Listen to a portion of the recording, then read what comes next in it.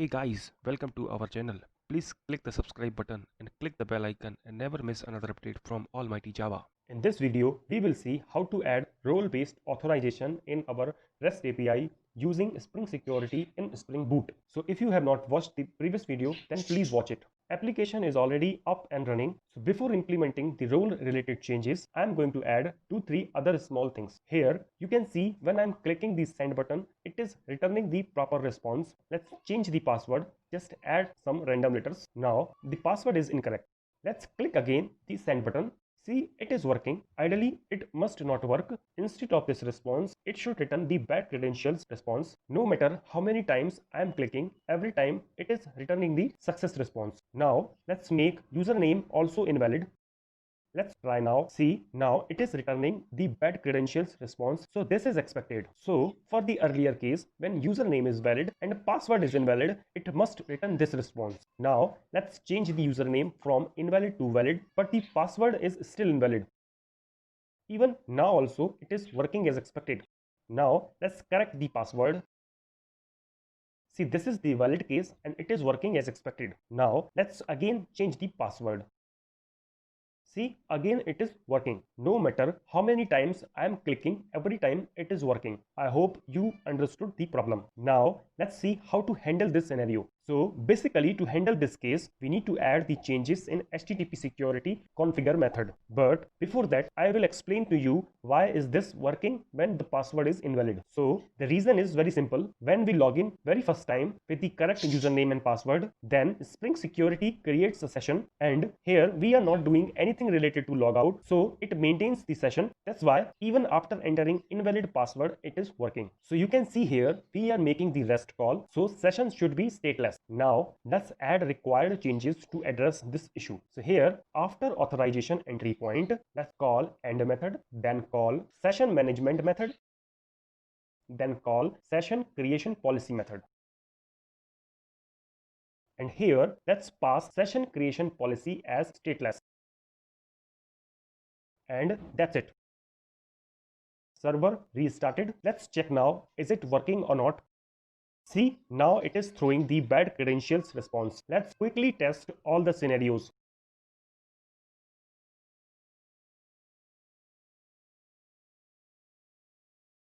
See, it is working as expected. Okay, so this issue is fixed.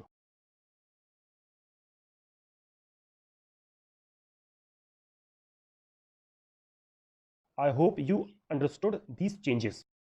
Here, one more simple thing I just want to change. You can see we created a separate class file for the authentication entry point and we override two methods. If you notice, we have not used the authentication entry point config class anywhere. So what if we can skip the creation of a separate class, or instead of creating a class, we can achieve the same using anonymous class. Here, I am just giving the one more approach, even our current approach also correct. So let's see how to do that. Let's move this authentication entry point code, and instead of auto-wired, change it to bean, and instead of variable, change it to method. Now in configure method, change entry point to the entry point method. Change the scope from private to public, and it is not necessary. It's all depends on the requirement. Here you can see this method return the authentication entry point. So let's return. So basically here we are going to return basic authentication entry point object. Here let's override comments and after properties set method. So for both the methods, let's copy the code from the config class.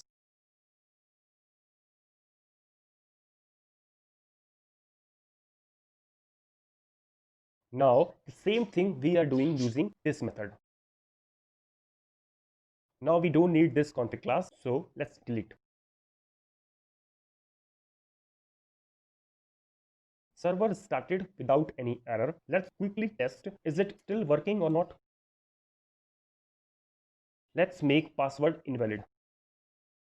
See, this message is coming. That means changes are working fine because this message is coming from the comments method.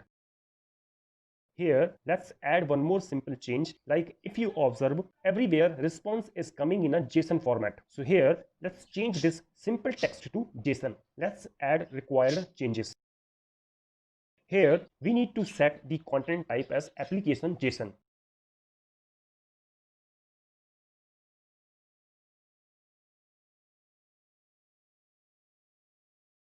I hope these changes are clear for you.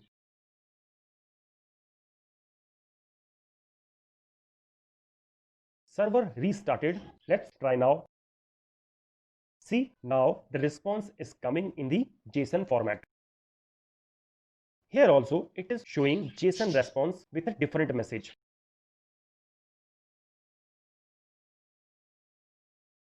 Whatever we added till now, it is working as expected. Now let's add role-based authorization related changes. First, we need to add a role for the user and need to save two users, one for admin role and one for user role. So for these changes, we need to open application class. Instead of adding role like this, let's create a constructor in role class. Now remove unwanted getter and setter methods. So these changes are done. Now let's add required changes in the application class.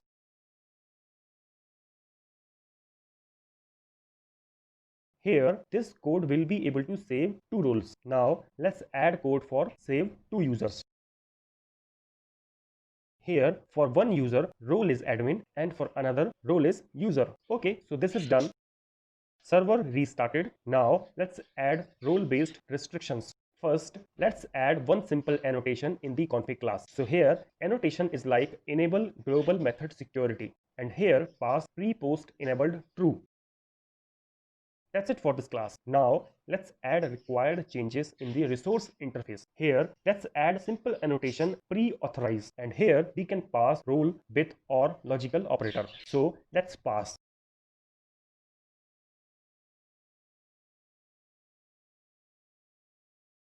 See, it is very simple. So here I am allowing to access find all method for both users. No matter logged in user, role is admin or user, both can see the result. Similarly, in case of save, what we want is like only admin can perform the post request. So here, let's remove the role user.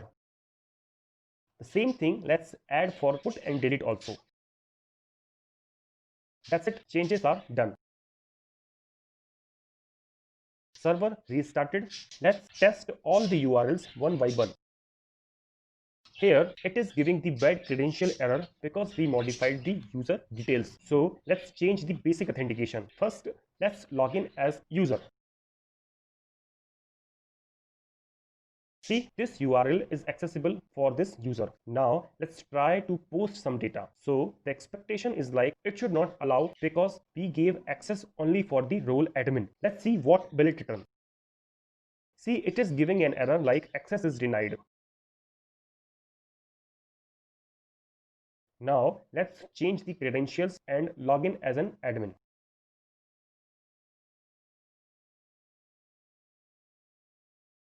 See, it is allowing data saved successfully.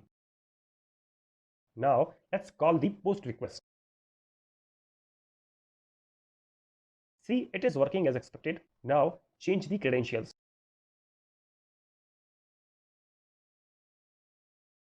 We logged in as an user. See, it is giving the same error like access is denied. Now try to delete the book with the user credential.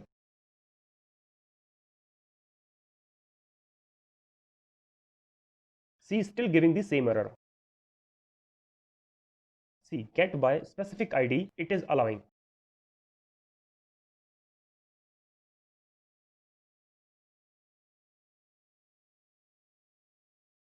I hope things are clear for you. Let's quickly review whatever we added till now.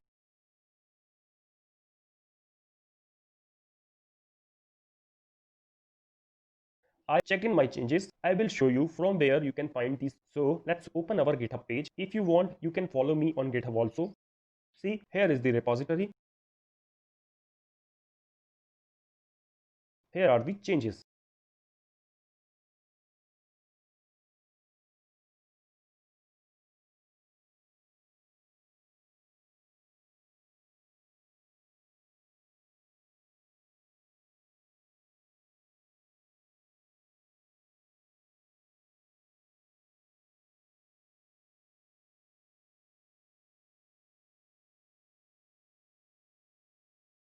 I hope this video is helpful for you. In the next video, we will add code for token-based authentication. Till the time, enjoy the live, and that's it for this video. Please like and share this video. Subscribe our channel. Thanks for watching.